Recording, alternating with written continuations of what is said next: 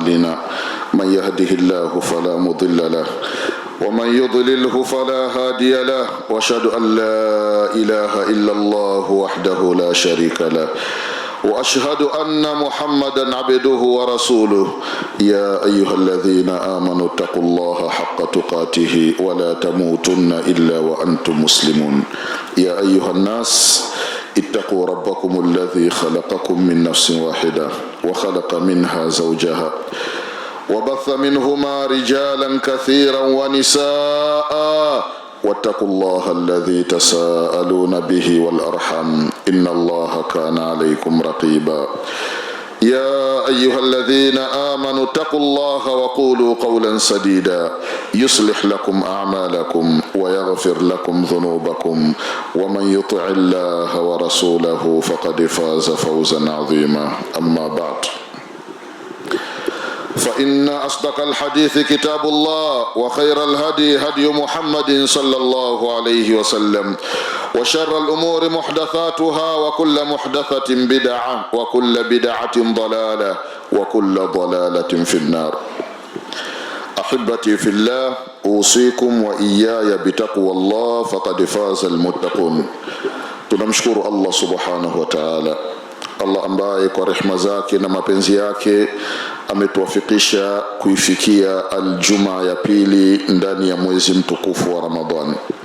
Leo tarehe 10 mwezi wa 9 mwaka wa 1447 Hijria, ala sahibiha afdalus salam wa azka taslim. Ndugu zangu katika imani,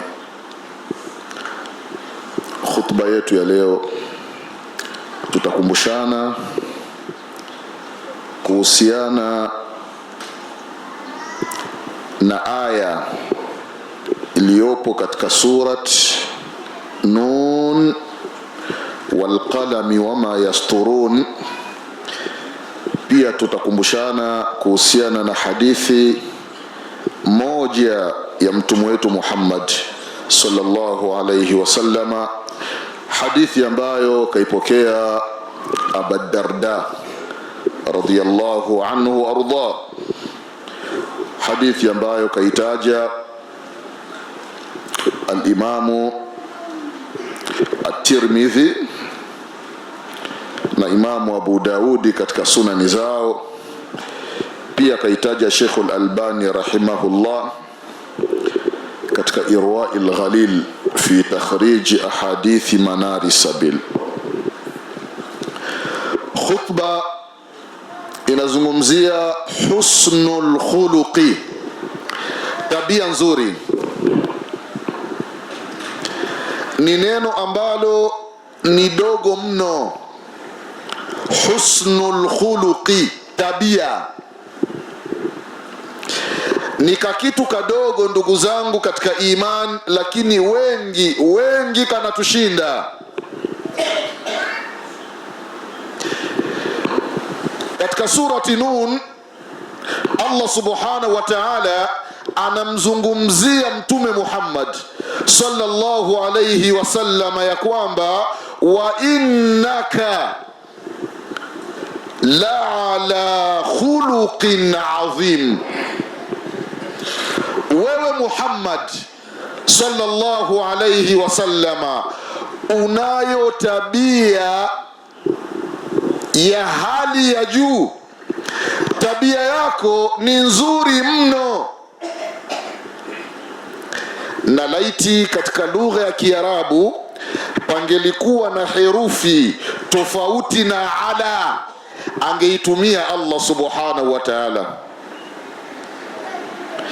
kuonyesha juu zaidi ya tabia aliyokuwa nayo mtume Muhammad sallallahu alayhi wasallama. Ikiwa kuna mwanadamu ana tabia nzuri, basi tabia ya mtume sallallahu alayhi wasallama ni zaidi, kwa sababu ya tabia yake njema.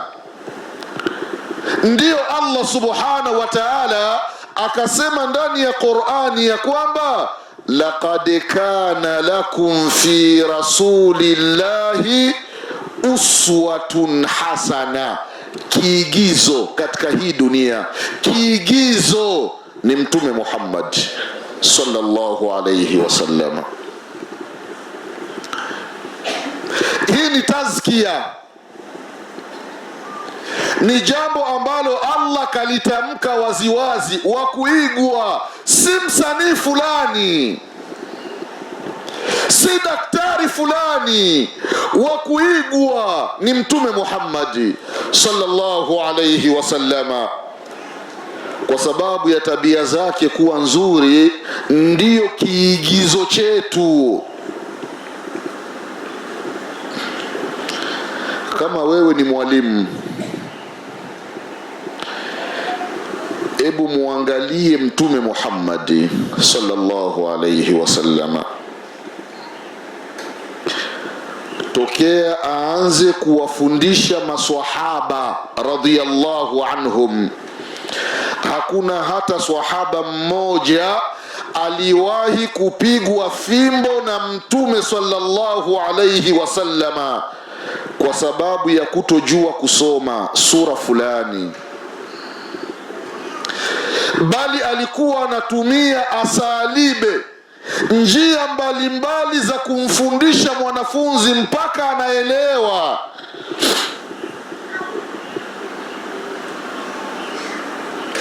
Mmoja katika maswahaba anaitwa Muawiya radhiyallahu anhu warda ibn al-Hakam, imamu ni Mtume sallallahu alayhi wasallam, anawaswalisha maswahaba. Ndani ya swala kuna sahaba mmoja akatoa chafya, Muawiya akasema yarhamukallah. Aliposema haya maneno ndani ya swala, watu wakageuka wanamuangalia Muawiya.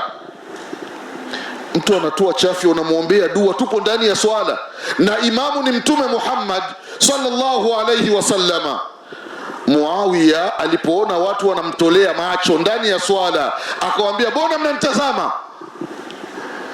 Lipi la ajabu nimefanya? Swala ikamalizika. Mtume sallallahu alayhi wasallama baada ya kutoa salamu akawageukia maswahaba, akauliza ya kwamba nani aliyesema maneno fulani? Yule sahaba Muawiya radhiyallahu anhu akasema, ni mimi ya Rasulullah. Mtume sallallahu alayhi wasallama akamuita, akamwambia njoo.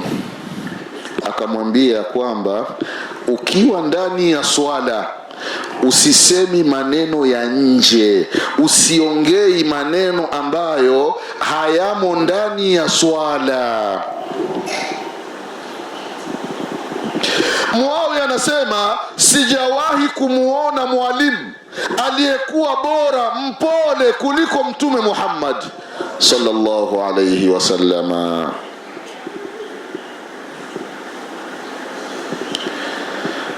Mwalimu anaweza kuwa nje, ameingia darasani palikuwa na fujo, mwalimu anaingia, nani aliyekuwa analeta fujo? Ni fulani, njoo hapa. Lala, mtu anapigwa fimbo za kwenye makalio mpaka anashindwa kukaa.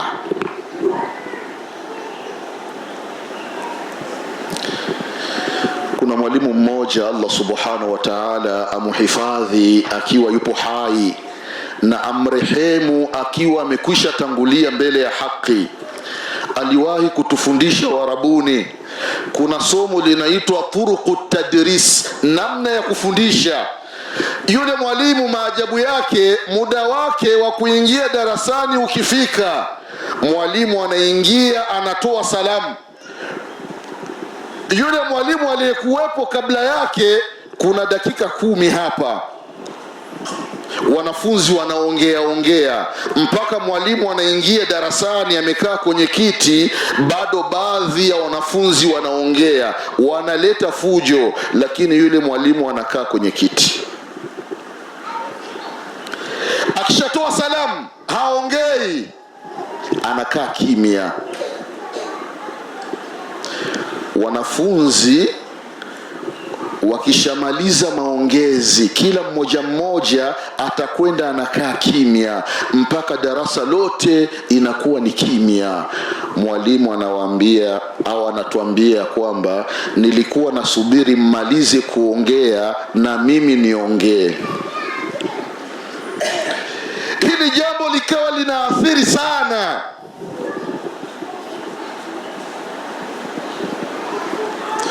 Na katika njia za kufundisha, mwalimu anaingia darasani, kuna wanafunzi zaidi ya 20. Mwalimu amesimama katikati ya mlango, wanafunzi wote wanasimama, assalamu alaikum wa rahmatullahi wa barakatuh ya ustadh. Hili ni kosa. Wewe mwalimu, mtu mmoja unasalimiwa na watu zaidi ya 20. Ni haki ya mwalimu, anaingia darasani anawasalimia wanafunzi.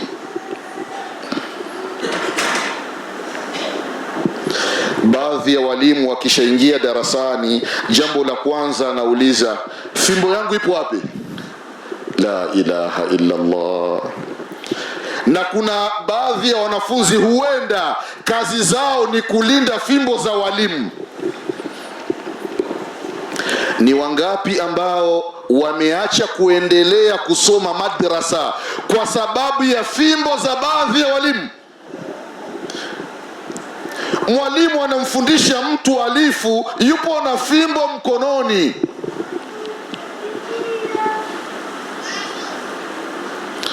Kuna baadhi ya walimu waliwahi kunifundisha, mwalimu badala ya kuchukua fimbo alikuwa yupo na jiwe. Ukikosea kidogo anakugonga na jiwe kwenye kichwa. La ilaha illa Allah. Anasema Allah subhanahu wa ta'ala, laqad kana lakum fi rasulillahi uswatun hasana. Kiigizo ni Mtume Muhammad sallallahu alayhi wasallam, ndio mwalimu. Wewe baba mwenye nyumba, nyumbani kwako upo na wafanyakazi, kiigizo chako ni Mtume Muhammad sallallahu alayhi wasallama. Hebu angalia namna gani alivyokuwa akiishi na wafanyakazi. Anasimulia Anas ibn Malik radhiyallahu anhu warda, mtoto mdogo, Mtume sallallahu alayhi wasallama anatoka katika mji wa Makka anahamia katika mji wa Madina. Anas ibn Malik radhiyallahu anhu akiwa na umri wa miaka 10, mtoto mdogo. Watu wa Madina kila mwenye zawadi anampelekea Mtume Muhammad sallallahu alayhi wasallama. Mama yake na Anasi, Ummu Sulaim radhiyallahu anha, anaiambia nafsi yake ya kwamba Allah kila mmoja amempelekea zawadi Mtume sallallahu alayhi wasallama, lakini mimi sina zawadi ya kumpelekea Mtume, isipokuwa nyumbani yupo Anas ibn Malik. Mama yake na Anas akamchukua Anas akampeleka hadi kwa Mtume sallallahu alayhi wasallam, akamwambia, ya Rasulullah, kila mmoja alikuletea zawadi na mimi nimemleta Anasi awe mfanyakazi wako. Anas radhiyallahu anhu akaishi katika nyumba ya Mtume sallallahu alayhi wasallama akiwa anafanya kazi ndogo ndogo. Anas anasimulia, anasema ya kwamba laqad khadamtu rasulallahi sallallahu alayhi wasallam 10 sinin. Wallahi nilifanya kazi katika nyumba ya Mtume sallallahu alayhi wasallam kwa muda wa miaka 10. Wallahi ma darabani wa ma shatamani. Ndani ya miaka 10 hakuwahi kunipiga hata kibao Mtume Muhammad sallallahu alayhi wasallam. Sikunipiga kibao hata kunifokea ndani ya miaka 10. Wewe baba mwenye nyumba na wafanyakazi wako mnaishije? Ingelikuwa matusi ni vitu, basi huenda nyumba yako ingelijaa matusi.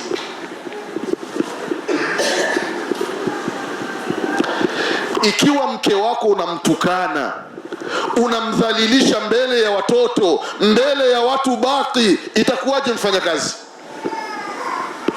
Ya subhanallah, miaka 10. Tena Anas anasema ndani ya miaka 10 hakuwahi Mtume sallallahu alaihi wasallama kunambia Anas, mbona nimekutuma sehemu fulani ujenda? Hajawahi. Ndio mwalimu wa kuigwa. Allahu akbar. Wewe unamfanya kazi, umeishi naye muda wa kutosha, amekosea kidogo tu, kidogo, unamfukuza. Huenda unamfukuza saa 7 usiku, saa 9 usiku. Mtu ametoka Kasulu, ametolewa Kibondo, unamfukuza na nguo zake unatupa. Aende wapi usiku wa manani? Halafu Allahu akbar, Allahu akbar, upo nyuma ya imam. Ndiyo tabia. Na wewe unadai ni mrithi wa Mtume Muhammad sallallahu alaihi wasallam. Tabia za ajabu. Ya subhanallah. Huyo ni mfanyakazi anafanyiwa hivyo.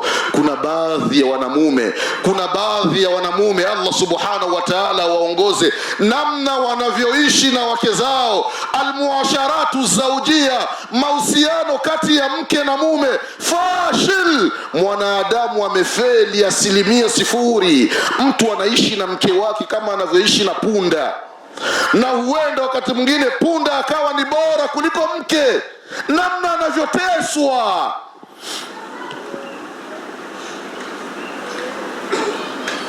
Akhlaq, tabia inafikia mwanadamu hajawahi hata siku moja kumuita mke wake jina zuri,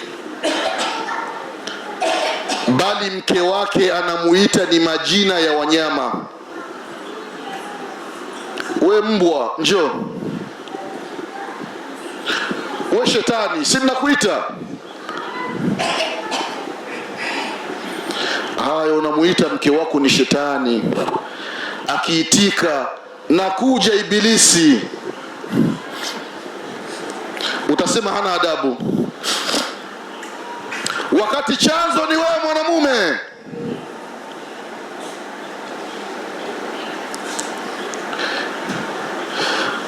Wallahi, mwanamke mmoja anasimulia kwamba tokea aolewe na mume wake hajawahi kumuona mume wake akicheka. Ya subhanallah. Hujacheka, hujatabasamu, tatizo nini? Una tabia za aina gani?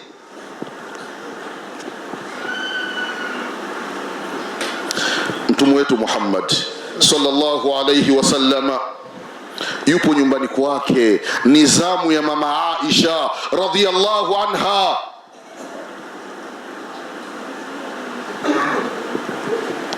Mama Aisha anaingia ndani, anamuona Mtume sallallahu alayhi wasallam. Baada ya Mtume kumuona mke wake, Mtume anasema, Allahumma ghafir li Aisha ma taqaddama min dhanbiha wa ma ta'akhkhar. Allah, msamehe Aisha mke wangu madhambi yake yaliyotangulia na madhambi huenda akiyafanya, Allah msamehe.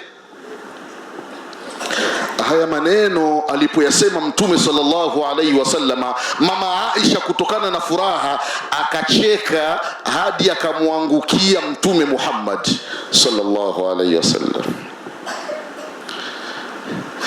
Wezekana mke wako akakuangukia ukaenda pembeni ili aanguke chini tu. Ya Allah. Na huenda wakati mwingine mke na mume wanaongea, maongezi yamenoga, sasa mke analeta mkono ili aupige ili furaha izidi. Akileta mkono wake na wewe unapeleka wako unapeleka upande ili akose tu. Mama Aisha radhiallahu anha kwa kicheko na furaha, baada ya kuombewa dua, anamlalia Mtume sallallahu alayhi wasallama. anacheka sana. Mama Aisha anaulizwa na Mtume sallallahu alaihi wasallam, Aisha mke wangu, kwa nini unacheka? Mama yetu Aisha anasema, ya Rasulullah, kwa nini nisicheki hali ya kuwa umeniombea dua kubwa? Mtume sallallahu alaihi wasallam anamwambia mama Aisha ya kwamba dua niliyokuombea ndiyo dua ambayo nawaombea ummati wangu kila siku. Huyo ni Mtume Muhammad sallallahu alaihi wasallam. Laqad kana lakum fi rasulillahi uswatun hasana, kiigizo chema cha kuigwa ni Mtume Muhammad sallallahu alayhi wasallam. Allahu akbar. Mtume sallallahu alayhi wasallam katika tabia zake anatoka anatembea na wake zake, ima kama ni zamu ya mama Aisha anatoka naye anatembea. Wewe huenda hata siku moja hujawahi kutembea na mke wako? Wallahi, na mmoja katika wanawake analalamika, shekhe, mimi sijui tatizo ni nini kwa mume wangu, huwa nikimwambia tutoke ananikatalia kwamba hawezi akatembea na mimi, na akanambia ili nitoke naye yeye awe mbele, mimi niwe nyuma kabisa kule, ili sijulikani kwamba natembea na mume wangu. Una matatizo gani? Toka. Na siku ambayo Allah amekujalia umepata pesa, mwambie mke ya kwamba siku ya leo hakuna kupika, tutakwenda hoteli fulani tutakula. Toka na mke wako. Hata kama ni siku 3 ni wiki, mnakaa hotelini mnakula. Acha athari kwa mke wako. Umetangulia mbele ya haki, mke atabaki anakukumbuka. Akiona jirani yake anatoka na mke wake, anakukumbuka ukiwa katika maisha ya barzakh, anakuombea dua. Laiti marehemu mume wangu angelikuwa hai, yawezekana na sisi tungelitoka. Tabia, husnul khuluqi, tabia nzuri. Baba, upo nyumbani, haupo bize, ebu ingia jikoni, msaidie mke. Unajua leo ni Jumamosi, kesho ni Jumapili, hamna kazi, upo nyumbani, ebu fanya usafi. Nguo zote za watoto wiki nzima wamechafua, ebu fua. Tatizo nini? Mwambie mke, Jumamosi na Jumapili ni zamu yangu wa kupika. Napika, usikie mapishi yangu namna yalivyo. Nikimaliza kupika nitaosha vyombo, nitapiga deki, nitatandika. Akhlaq, tabia. Alikuwa Mtume Muhammad sallallahu alaihi wasallama anashirikiana na familia yake kazi za nyumbani. Khairul bariya, kiumbe bora, anashika kisu anakata vya kukata. Muda wa ibada umefika, anaacha kazi, anakwenda kumwabudu Allah subhanahu wa ta'ala. Baadhi ya maeneo unakuta mwanamke ana mtoto mdogo amebeba mgongoni, mwanamke ameshika shoka, yupo anavunja kuni. Baada ya hapo kuna maharage anamsubiri achambue. Baada ya hapo kuna mihogo inatakiwa aimenye. Baada ya hapo awashe moto. Wewe umekaa tu.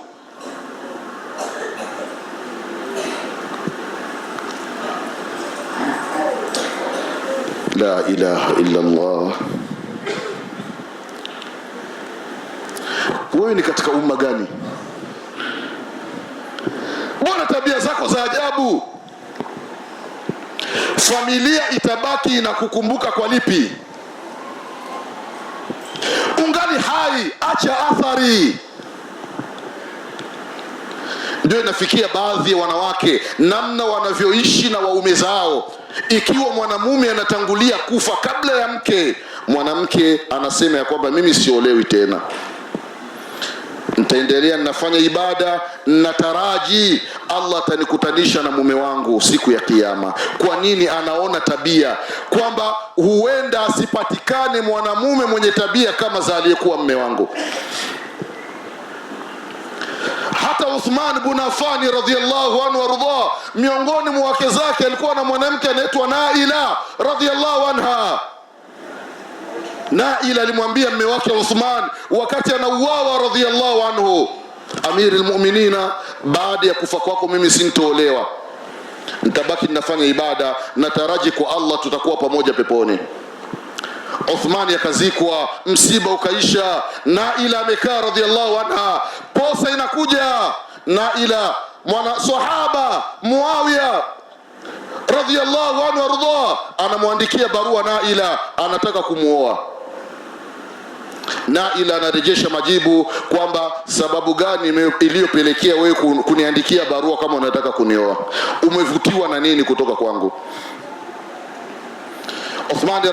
Muawiya radhiyallahu anhu anarejesha majibu kwamba namna ulivyoumbwa na Allah, kwa sababu Uthmani na Muawiya ni mtoto wa mjomba na shangazi, ni wandugu. Na Muawiya alimuona Naila katika utoto wake, akasema namna ulivyoumbwa na Allah, meno yako namna yalivyojipanga mdomoni, meno.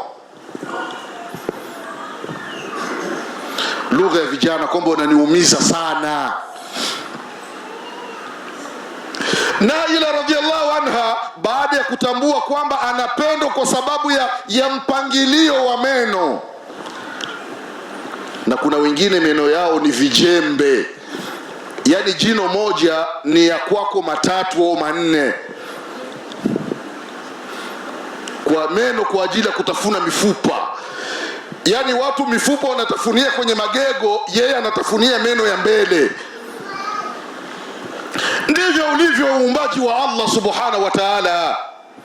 Naila akamtafuta mwanamke, akavunja chongo za meno zote. Ikiwa uzuri wangu ni kwenye meno, akavunja chongo za meno ili meno yake sionekane ni mazuri. Almuradi ni kwamba akaiziwia nafsi ili akutane na Uthman ibn Affan, mume wake aliyekuwa naye duniani.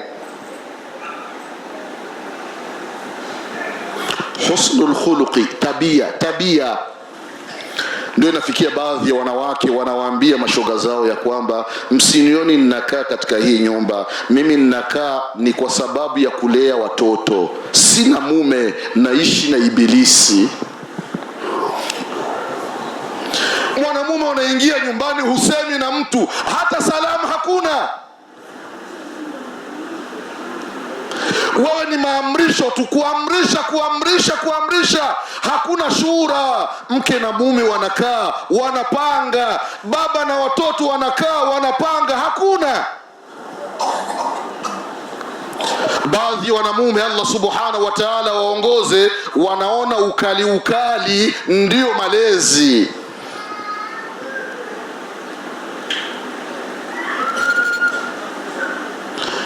Wewe una mjukuu, ulishawahi kumchukua mjukuu wako unakuja naye msikitini? Lakini muangalie Mtume Muhammad sallallahu alayhi wasallama, mjukuu wake. Mtume alikuwa na mtoto wa kike anaitwa Zainab radhiyallahu anha. Zainab alikuwa na mjukuu anaitwa Umama. Mtume sallallahu alayhi wasallam ukifika muda wa swala anamchukua mjukuu wake anakuja naye kuswali. Mtume anawaswalisha maswahaba, amembeba mjukuu wake mgongoni, na katika riwaya amemweka mabegani. Wewe unakuja na mjukuu wako, akileta fujo unamsina mpaka ngozi inatoka, mpaka mjukuu akiwa na kuona nyumbani kwao anakukimbia, anajua ibilisi kaja. Barakallahu li wa lakum bil Qur'anil azim wa nafa'ana wa iyyakum min al ayati wa dhikril hakim. Aqulu qawli hadha wa astaghfirullah li wa lakum.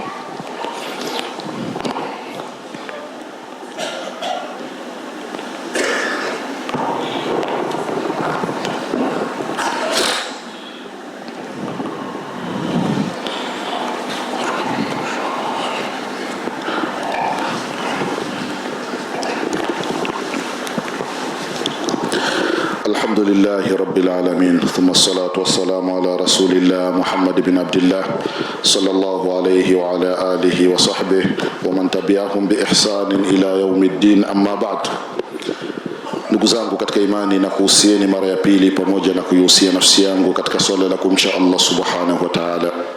Tunaendelea kukumbushana na kipengele cha khuluq, tabia. Hadithi Abu Darda radhiyallahu anhu warda, apokea Imam Abu Daud katika sunani yake na wengine wapokezi wa hadithi. Abu Darda radhiyallahu anhu anasema ya kwamba sami'tu Rasulullah sallallahu alayhi wasallam yaqul, nilimsikia mtume alayhi salatu wasalam akisema, ma min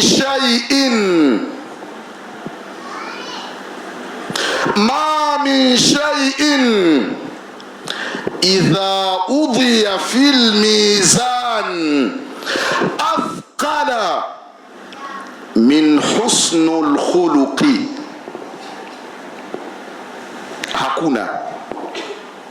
Hakuna katika vitu ambavyo vikiwekwa kwenye mizani ambavyo vitakuwa ni vizito zaidi kuliko tabia njema.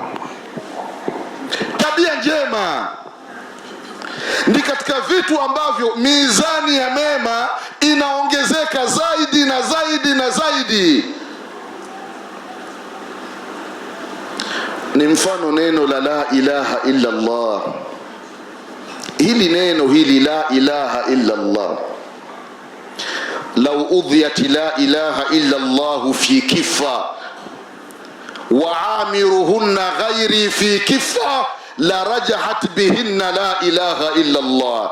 Ikiletwa mizani yenye visahani viwili, la ilaha illa Allah ikawekwa kwenye mzani mmoja, na dunia na vilivyomo na mbingu na vilivyomo vikawekwa kwenye mzani mwingine, la ilaha illa Allah itakuwa ni nzito kuliko vile vitu vyote. Vile vile husnul khuluqi, tabia njema ni katika mambo ambayo thawabu zake ni nyingi mbele ya Allah subhanahu wa ta'ala. Wako wapi wa kupigiwa mfano katika tabia njema?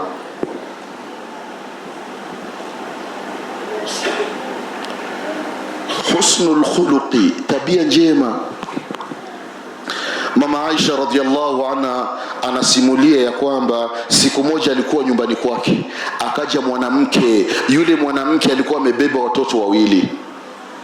Mtoto mmoja amembeba mgongoni, mtoto wa pili amemshika mikononi. Yule mwanamke ni maskini, anaomba sadaka. Akafika katika nyumba ya Mama Aisha, Mtume sallallahu alayhi wasallam hayupo. Mama Aisha akaingia ndani, akakuta kuna tende tatu peke yake. Mama Aisha radhiallahu anha akachukua zile tende, akampa yule mama tende moja, na akampa yule mtoto tende moja, na yule wa mgongoni tende nyingine. Wale watoto kutokana na njaa waliokuwa nayo wakala zile tende haraka haraka. Yule mama amebaki na tende yake. Wa mgongoni anapeleka mkono, anamuomba mama yake ampe. Yule aliyebebwa analeta mkono ampe. Mama akachukua ile tende yake, akaikata vipande viwili, akawagawia watoto. Ile hali anaishuhudia Mama Aisha radhiallahu anha. Yule mama akaondoka. Baada ya muda akaingia Mtume Muhammad sallallahu alayhi wasallama. Baada ya kufika, Mama Aisha akamsimulia Mtume sallallahu alayhi wasallama akamwambia Mama Aisha ya kwamba, umeona huruma wa yule mama kwa watoto? Naam. Yule mama hivi yupo tayari kuwatupa watoto wake katika moto wa jahannama? Mama Aisha anasema, hapana ya Rasulullah. Mtume sallallahu alayhi wasallam anamwambia Mama Aisha ya kwamba Allah. Allah subhanahu wa ta'ala ana huruma zaidi na waja wake kuliko yule mama alivyokuwa na huruma kwa watoto.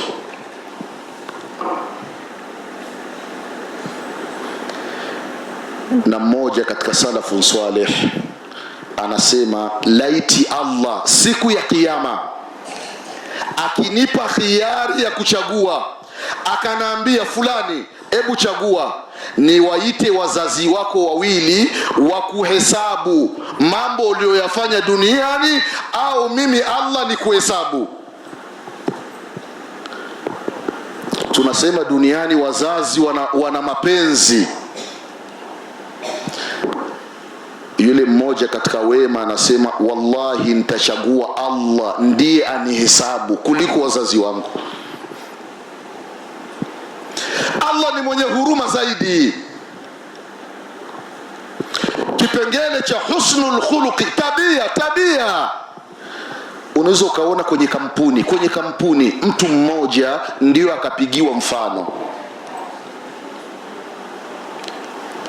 kwamba wafanyakazi wote mwenye tabia nzuri ni mmoja tu, wengine wote hamna kitu, ni pumba, vurugu.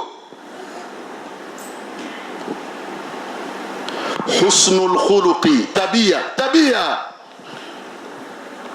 Acha tabia za ukali. Ebu miliki nafsi yako, acha hasira. Mtu akigombana na mke wake, kidogo talaka. Wallahi kuna mwanamke mmoja juzi ananiambia, shekhe, wallahi mme wangu nadhani talaka zinafika 100. Yani akiniita nikichelewa kidogo talaka, chakula kikichelewa kidogo talaka. Maisha gani haya? Washinda kuvumilia. Ni mangapi wanawake wanafanya? Nyumba yako ni nzuri, watu wanakusema vizuri kwa sababu ya tabia ya mke. Husnul khuluqi, tabia. Kama mke wako ana tabia za ajabu, nani atafika nyumbani kwako? Na ndio wanasema wasemaji, nyumba ni mwanamke. Angalia pa kuoa. Husnul khuluqi, tabia. Ndugu zangu katika iman,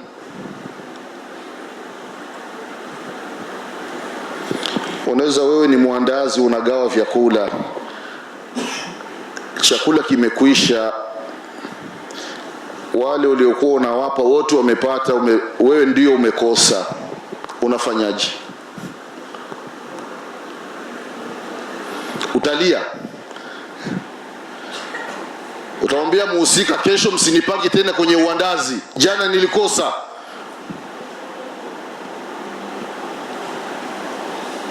Husnul khuluqi, tabia. Au utakula makoko? Husnul khuluqi, tabia. Na sheria, wewe ukiwa muandazi unakula mwisho, sheria ya dini. Na wala uruhusiwi chakula chako unakiweka pembeni na mapema. Yamebaki makoko, utapituana nayo. Umekosa, utakula kesho. Lakini waandazi hao wako wapi?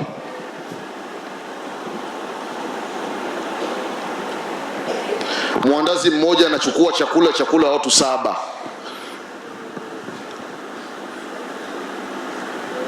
Mgawaji anapata mwisho. Husnul khuluqi, tabia. Ndugu zangu katika imani, ya kukumbushana ni mengi, lakini nini maana ya husnul khuluqi, maana ya tabia njema? Anasema mmoja katika masalaf, Abdullah ibn al-Mubaraka rahimahullah. Huyu bwana alikuwa ni mmoja miongoni mwa wanachuoni wa hadithi, shekhe mkubwa, na alikuwa ni mfanyabiashara. Siku moja anawafundisha wanafunzi, anawaambia ya kwamba mimi shekhe wenu ninafanya biashara kwa sababu yenu nyinyi wanafunzi. Wanafunzi wakamuuliza, kwa nini shekhe? Abdullah ibn al-Mubarak rahimahullah akawaambia wanafunzi ya kwamba mimi ninafanya biashara kwa sababu asitokei mwanafunzi hata mmoja akakosa kalamu ya kuandikia na mimi nikiwa hai. Asitokei mwanafunzi akakosa kitabu na mimi nikiwa hai. Ndiyo sababu ya kufanya biashara. Wewe unafanya biashara, lengo lako ni nini? Dhumuni lako ni lipi? Inafikia baadhi ya watoto wa Kiislamu wanakosa ada, wanafukuzwa, na wewe mapesa unayo. Abdullah ibn Mubarak rahimahullah anasema ya kwamba maana ya husnul khuluqi, anasema bastul wajhi, uso wako uwe mkunjufu. Acha kila mara kununanuna mpaka nafikia mtu anakuwa na mistari usoni kwa sababu ya kukunja uso kama tumbili.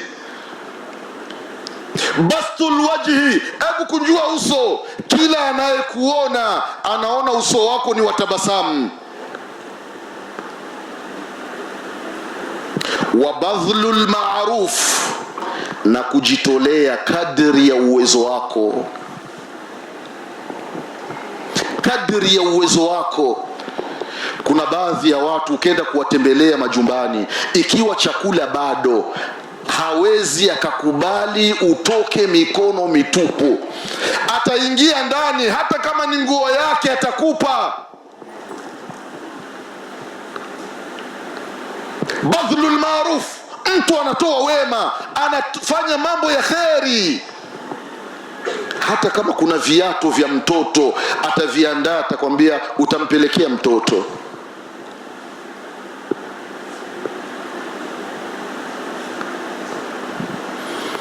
Na kuna wengine wana roho za ajabu ajabu. Amesonga kaugali kake kadogo na nyama yake ya kuchoma, ndio anakuja mgeni, mwanamke ananuna, anabadilika ghafla. Akijikaza anakwambia kuna dawa ninatumia, sasa nimeambiwa nichanganye na kaugali ndio nilie dawa. Hapo wewe haumo kwenye mahesabu, jiongeze, aga na mapema. Hata kama unga upo, hata kwambia eti weka maji usonge. Na kuna tumboga tudogo tumebaki, ni toa watoto wakitoka shule ndio watakula. Unataraji nini hapo?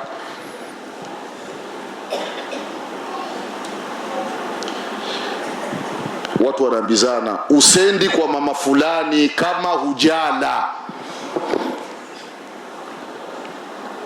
Lakini wengine hapana, hauwezi ukatoka nyumbani kwake bila kuuma riski, bila kupata chochote. Badhlul ma'ruf, miongoni mwa husnul khuluq, tabia njema, ni kufanya yaliyokuwa ya kheri.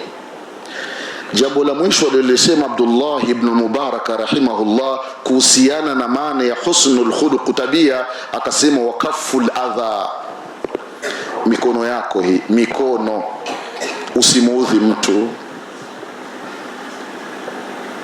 Acha kumuudhi mtu kwa mikono yako. Acha kumuudhi mtu kwa ulimi wako. Kuna baadhi ya watu wana maneno machafu, kila kiongea ni uchafu mtupu. Anaongea pumba,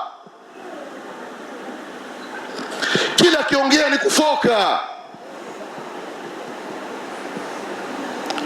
Na huenda ukawa na mfanyakazi ameanza kukujengea nyumba yako kuanzia chini, foundation, amepandisha mpaka hatua ya mwisho. Mfanyakazi amekosea kakitu kadogo unamfukuza kama mbwa.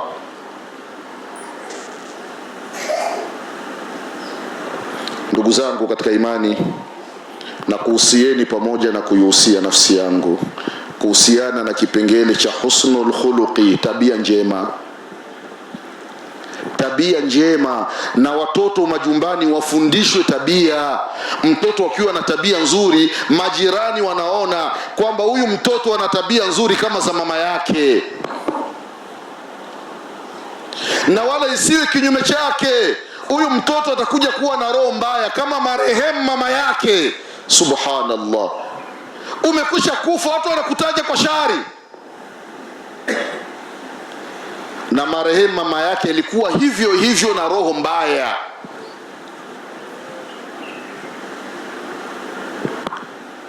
Tunafunga mwezi wa Ramadhani, isiwe tunafunga kwa sababu ya kujiziwia na kula na kunywa na kukutana na wake. Yatakiwa macho pia yafunge.